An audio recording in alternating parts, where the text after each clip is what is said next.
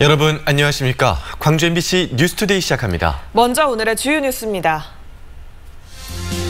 코로나19가 비교적 잠잠하던 광주 전남 지역에서 주말 휴일 사이 확진자가 12명이나 늘었습니다. 확진자의 감염 경로가 확인되지 않아 조용한 전파자가 있는 건 아닌지 걱정이 커지고 있습니다.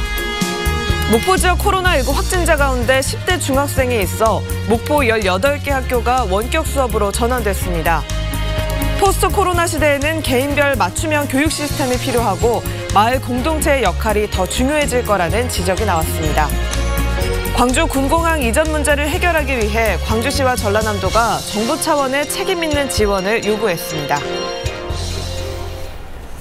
코로나19가 남하하는 모습을 보이고 이른바 N차 감염도 속도를 내고 있는 것으로 우려됩니다. 광주 전남 지역에서 주말 휴일 사이 해외 입국자를 포함해 코로나19 확진자가 12명이 더 늘었는데요. 자매 관계인 60대 부부가 이 코로나19에 감염된 경로는 여전히 오리무중이라 보건당국이 긴장하고 있습니다. 송정근 기자입니다. 광주 전남 지역의 코로나19 확진자가 주말 휴일 동안 12명이나 늘었습니다. 해외에서 입국한 확진자 2명은 방역 통제가 가능한 상황이라 큰 문제가 없지만 나머지 10명은 지역 내에서 감염된 사례입니다. 광주에서는 60대 부부인 34번째와 35번째 확진자, 그리고 34번째 확진자가 다녀간 사찰의 승려가 36번째 확진자가 됐고 34번째 확진자와 함께 한방병원을 다녀온 60대 여성이 37번째로 확진 판정을 받았습니다. 여기에다 확진자가 된 승려가 있는 광륵사에서 3명이 추가로 발생했습니다. 이로써 광주에서 41번째 확진자까지 나왔습니다. 특히 60대 여성 확진자들이 최근 닷새 동안 병원과 식당, 목욕탕 등 다중이용시설을 연이어 방문한 것으로 나타나 확진자가 더 늘어날 가능성이 커졌습니다.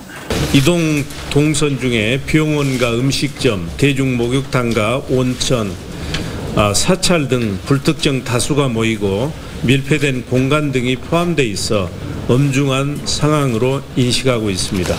목포에서는 광주 34번째 확진자와 자매지간으로 지난 23일 함께 식사를 한 60대 부부와 이들의 손자인 중학생이 전남 21번째, 22번째, 23번째 확진자로 분류됐습니다. 이들의 접촉자는 100여 명으로 다행히 추가 확진자는 나타나지 않았습니다. 문제는 광주와 목포 확진자 가운데 누가 먼저 코로나에 감염됐는지, 어디에서 누구로부터 전염이 시작됐는지 아직까지 확인되지 않고 있다는 점입니다. 정확하게 그 날짜의 소스, 그러니까 다른 확진자하고의 의심되는 그건 아직은 발견하지 못해서 역으로 추적을 하고는 있는 중입니다. 광주시는 확진자와 접촉했거나 동선이 겹치는 시민들은 자진 신고해달라고 당부하는 한편 확진자의 감염 경로 분석에 집중하고 있습니다. 하지만 60대 부부 확진자의 최초 감염 경로가 정확하게 드러나지 않을 경우 지역사회 안에 조용한 전파자가 있는 것 아닌지 불안감이 커질 수밖에 없습니다. MBC 뉴스 송정근입니다. 코로나19 확진자가 다시 늘어난 가운데 광주시가 치료시설을 점검하는 등 추가 확산 대응책을 마련하고 있습니다. 광주시는 지역사회에서 코로나19 유행 가능성이 높아졌다고 판단하고 전남대와 조선대병원 등의 격리병상 가용 여부를 확인했다고 밝혔습니다. 전남대와 조선대병원에는 14개 가용 병상이 확보돼 있고 빛고울 전남대병원에는 음압 병상을 포함해 42개 병상에 확진자 입원이 가능한 것으로 파악됐습니다. 광주시는 코로나19 의심 환자가 발생할 경우 신속한 진단 검사와 대대적인 역학 조사를 통해 추가 감염의 연결 고리를 끊을 계획입니다. 한편 목포 확진자 가운데는 10대 중학생이 포함돼 있습니다. 그런데 이 학생은 다른 학교의 학생들과도 광범위하게 접촉했습니다. 이에 따라 목포 지역 18개 학교가 오늘부터 원격 수업으로 전환됩니다. 김한수 기자가 취재했습니다. 전남 21번째, 22번째 확진자의 손자인 23번째 확진자가 다니는 목포 하당중학교 본관 옆 도로에 선별진료소가 차려졌습니다. 마스크를 쓴 학생과 교직원들이 줄지어 검사 순서를 기다리고 있습니다. 긴급 검사 대상은 모두 560여 명.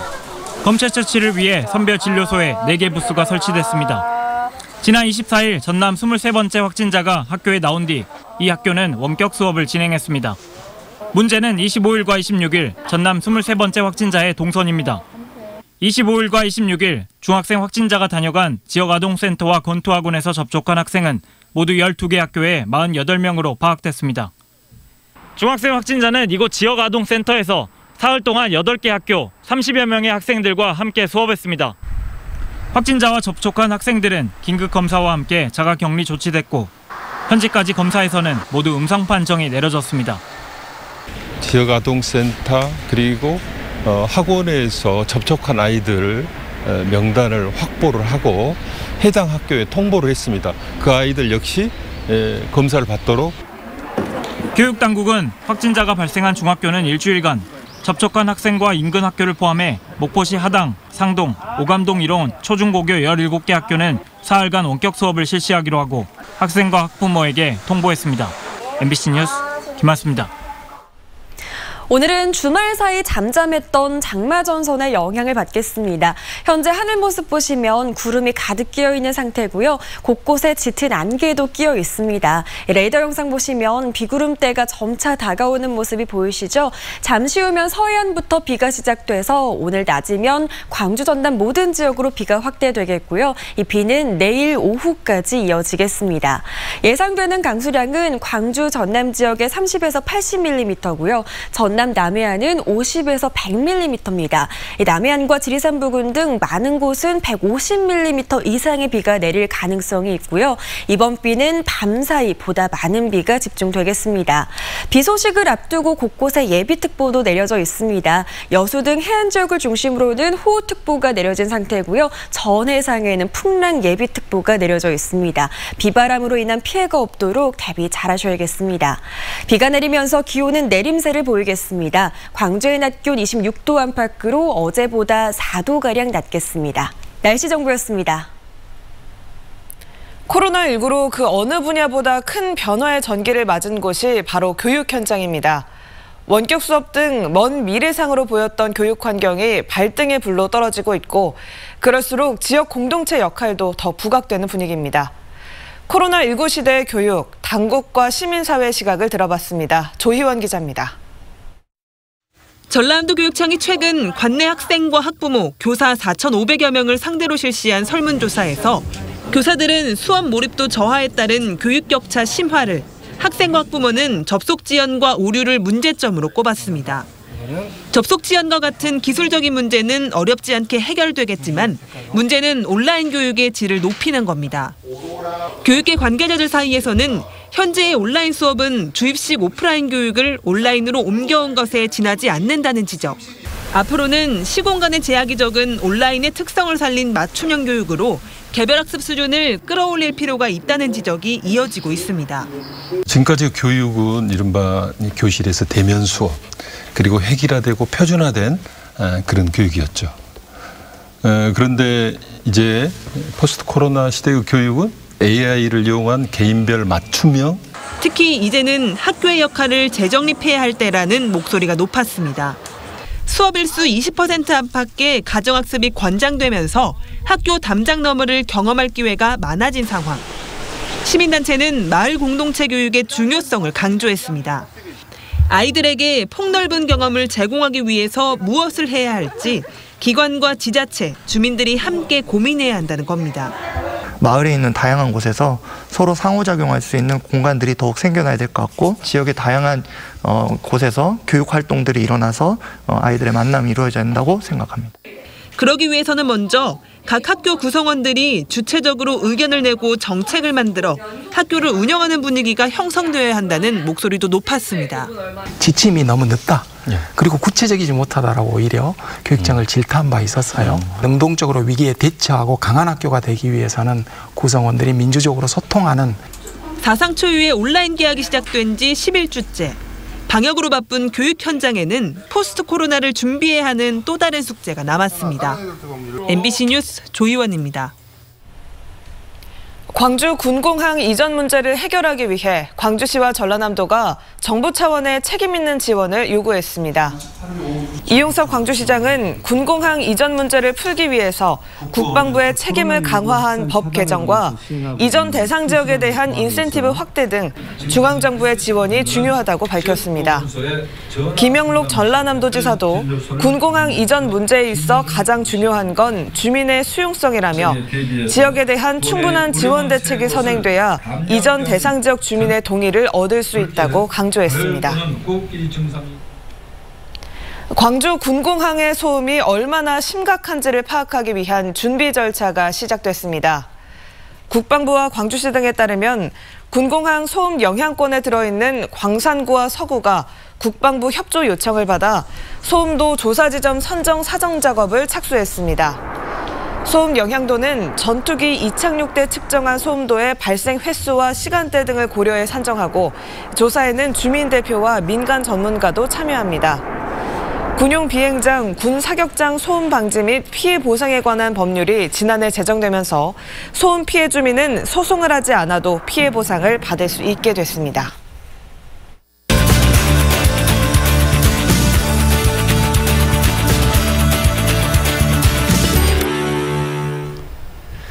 여야가 어젯밤 늦게까지 국회 원구성을 위한 협상을 이어갔고 어느 정도 의견 접근이 있었지만 결국 합의에는 이르지 못했습니다.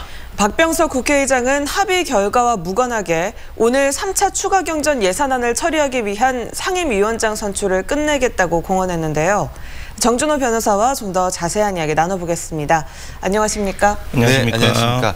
이 원구성 막판 협상에서 법사위원장 자리가 핵심적인 어떤 그 대상인데요. 법사위원장을 여야가 돌아가면서 맡는 안이 중재안으로 제시가 됐죠. 예, 문재인 대통령의 회고록에서는 법사위 양보를 참여정부의 실패 원인 중 하나로 지적을 했습니다. 여당은 이런 배경에서 현 대통령 임기 내에 법사위 사수를 절대 고수를 하는 입장인 것 같습니다.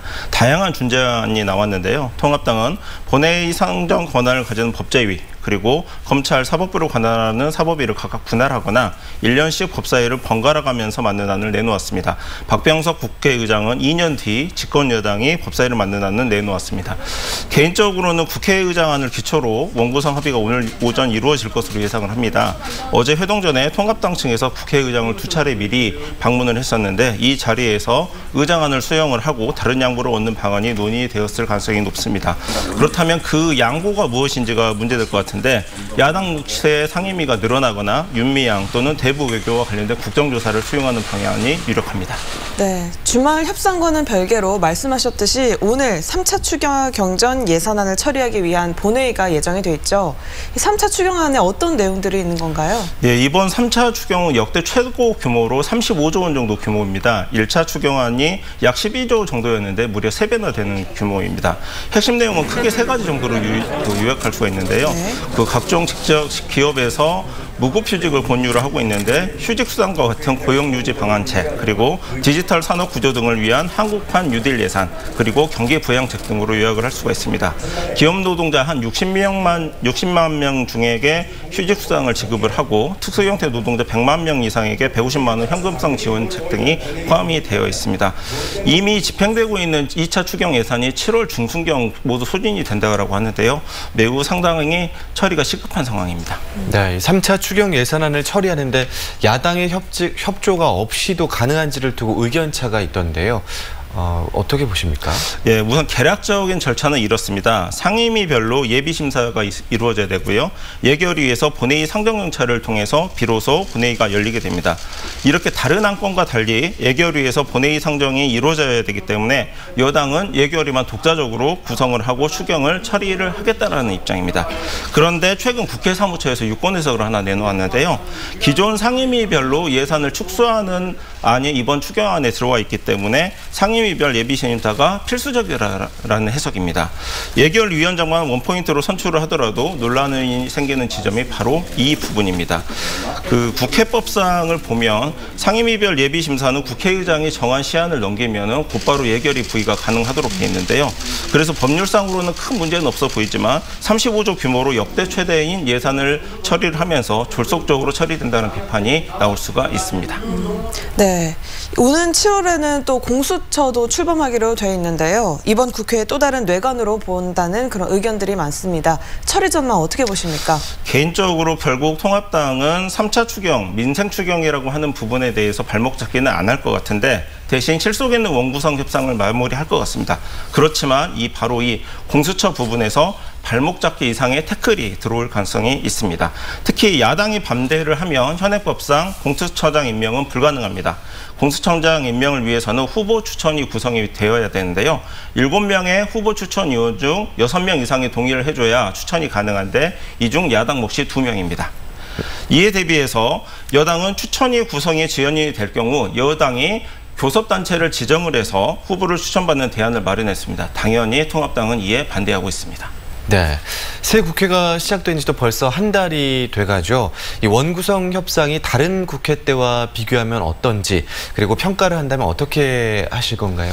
예, 개인적으로 지켜봤던 지난 한 달 동안의 정치 관련된 뉴스에서 가장 많이 나왔던 뉴스가 여야 인사들이 전국 사찰을 찾아다니면서 통합당 주호영 원내대표를 만난 이야기가 많았습니다. 그야말로 여야 정치인들이 국회 밖에서 공연불만 외웠던 상황이었습니다. 이러한 비상시국에 한 달 동안 예산 심사만 했어도 시간이 모자라는 상황이었을 텐데요.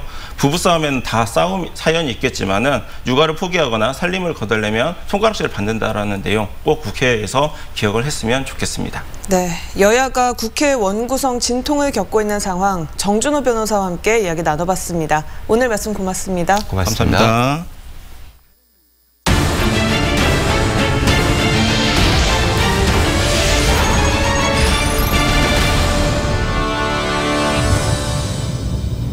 광주 세계수영선수권대회 조직위원회가 대회 개최 1년 만에 해산 절차에 들어갑니다. 광주시에 따르면 수영대회 조직위가 다음 달 6일 집행위원회를 열어 해산 안건을 논의 의결한 뒤 자녀재산 청산 등 해산 절차에 돌입합니다. 수영대회 총사업비 2,400억 원 가운데 미집행 금액은 23억여 원으로 추산되고 세금을 납부하고 남은 돈은 체육진흥기금으로 사용될 예정입니다. 지난해 7월 광주에서 개최된 세계수영대회는 사업비 절감 노력 등을 통해 저비용 고효율 국제행사로 치러졌다는 평가를 받았습니다. 광주혁신추진위원회가 혁신과 도전의 창업벤처 클러스터 조성을 광주시에 권고하기로 했습니다. 광주혁신추진위는 창업벤처 육성 전략 시행과 기능 중심의 광주형 클러스터 조성, 맞춤형 지원체계 마련 등 3대 기본 방향에 따라 27개 혁신과제를 권고한다고 밝혔습니다. 혁신추진위의 이번 권고는 공공기관 혁신과 스마트 제조 혁신 등에 이은 19번째로 광주시는 석 달 안에 세부 추진 계획을 마련해 보고할 예정입니다. 선원이 구명조끼를 입지 않은 채 해상 작업을 하다가 사고가 나도록 방치한 선장 등이 징역형을 선고받았습니다. 광주지법 형사 8단독은 업무상 과실치사와 선박직원법 위반 혐의로 재판에 넘겨진 선장 59살 최모 씨에게 징역 10개월에 집행유예 2년을 선고하고 같은 혐의로 갑판장 46살 신모 씨에 대해서는 징역 6개월에 집행유예 2년을 선고했습니다. 담당 판사는 최 씨와 신 씨의 주의 의무 위반 정도가 심각하고 선원이 추락사하는 등 피해가 중해 징역형을 선고한다고 판시했습니다.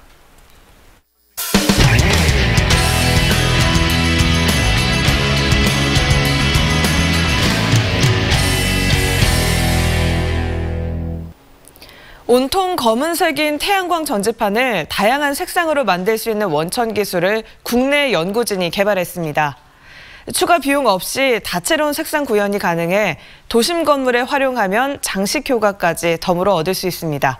대전의 고병권 기자가 보도합니다. 태양빛을 전기로 바꿔주는 태양광 전지판. 학교 옥상부터 아파트 베란다, 산 중턱까지 곳곳에 설치된 전지판 색상은 한결같이 검은색입니다. 전지판은 기판 위에 얇은 금속 방막을 쌓아 올려 만드는데 여러 층이 겹쳐 검은색이 되는 겁니다. 국내 연구진이 태양광 전지판을 추가 공정 없이 다양한 색상으로 만드는 원천 기술을 개발했습니다. 태양전지가 다양한 색을 내는 비결은 바로 빛의 속성을 활용한 기술 덕분입니다. 전지판 방막의 두께는 3마이크로미터, 혈액 속 적혈구 두께와 비슷할 정도로 얇습니다. 연구팀은 기존 방막에서 일부 금속 두께를 조정해 빛의 반사에 변화를 주는 간섭 현상을 이용해 보라와 녹색, 청색 등 7가지 이상의 색상을 구현하는 데 성공했습니다. 전지의 효율은 다소 떨어지지만 화려한 색상 덕분에 쓰임새는 무궁무진합니다.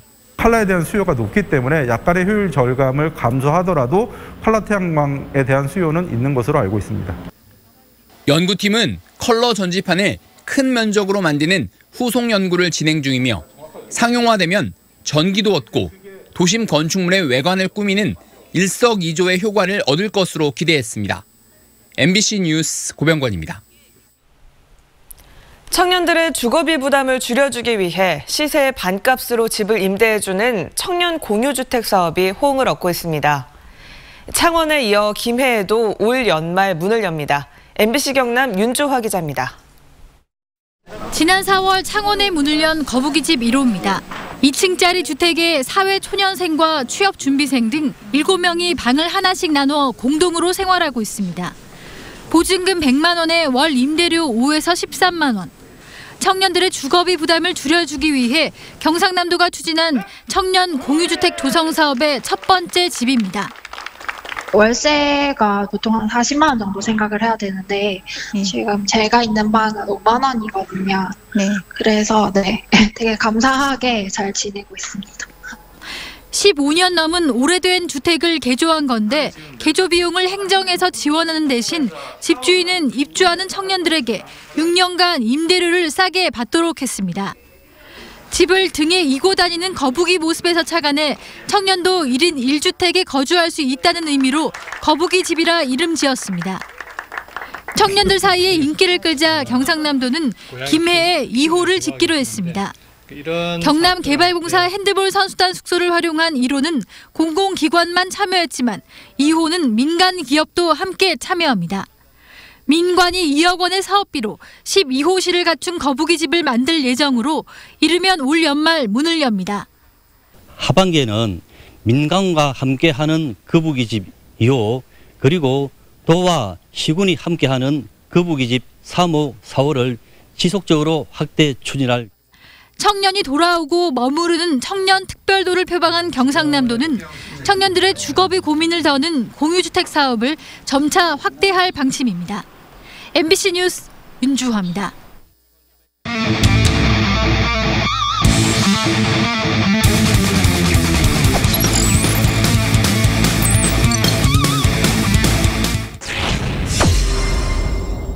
김혜성 선수가 오늘 테이블 세터로 합류가 됐고 김기민 선수가 오늘 10번에 배치했습니다. 네, 맞습니다. 굉장히 중요한 포인트. 유격수 잡아서 2루 토스 1루에서 아웃. 1루에서 세이브 됐군요. 1루 골째를 맞습니다. 바깥쪽에 삼진 아웃. 5구째. 두 갖다 맞췄습니다. 유격수 잡아서 1루에서 세이브 됐습니다. 2루 땅볼이군요. 2루 잡아서 2루에서 아웃 1루에서 4득점으로 연결되는 영상타가 기록됩니다.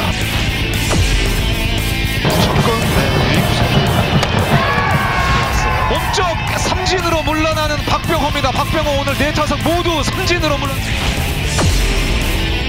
네 번째 타석. 투수 이어 빠져나갑니다. 유격수 잡아서 2루 베이스를 밟았습니다.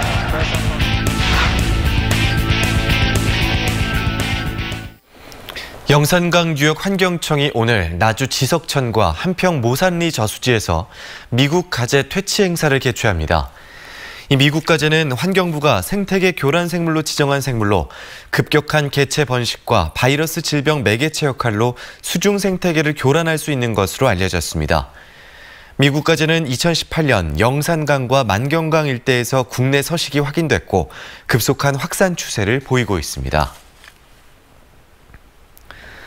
전라남도가 친환경 농자재 분야 기업 유치와 일자리 창출에 총력전을 펼치기로 했습니다. 도는 지역 내 친환경 농자재 시장 규모가 올해 안에 6천억 원대로 성장할 것으로 보고 친환경 농자재 생산업체를 유치하기 위해 다양한 지원 대책을 마련했다고 밝혔습니다. 특히 지역 내 170여 개 농업 관련 기관 단체와 함께 지역 제품 우선 구매 캠페인을 펼치고 친환경 농자재 구입비의 50% 이상을 지역 생산 제품을 구매하도록 의무화했습니다. 어제는 찜통 더위가 이어졌죠. 오늘 장맛비가 내리면서 더위가 한풀 꺾이겠습니다. 현재 위성 영상 보시면 현재 구름이 가득 끼어 있는 상태고요. 곳곳에 짙은 안개도 끼어 있습니다. 레이더 영상 보시면 현재 비구름대가 점차 다가오고 있는 모습인데요. 잠시 후면 서해안에서부터 비가 시작돼서 오늘 낮이면 광주 전남 모든 지역으로 비가 확대되겠고요. 이 비는 내일 오후까지 이어지겠습니다. 예상되는 강수량은 광주 전남에 30에서 80mm, 전남 남해안에는 50에서 100mm고요. 많은 곳은 150mm 이상의 비가 쏟아지기도 하겠습니다. 비 소식을 앞두고 곳곳에 예비특보도 내려져 있는데요. 여수 등 해안 지역을 중심으로는 호우특보가 내려졌고 그 밖에 전해상에는 풍랑특보가 내려져 있습니다. 비바람으로 인한 피해가 없도록 대비 잘하셔야겠습니다. 비가 내리면서 기온은 내림세를 보이겠습니다. 광주의 아침 기온 20도 안팎으로 어제와 비슷하게 시작하는데요. 한낮 기온 26도로 어제보다 4도가량 낮겠습니다. 목포의 낮 기온은 24도 보이겠고요. 여수의 낮 기온 23도 안팎에 그치겠습니다. 바다의 물결은 전해상에서 최고 2.5m로 조금 높게 일겠습니다. 이번 비가 지나고 다음 장맛비 소식은 일요일에 들어있습니다. 날씨 정보였습니다. 이상으로 광주 MBC 뉴스투데이를 마칩니다. 함께해 주신 여러분 고맙습니다.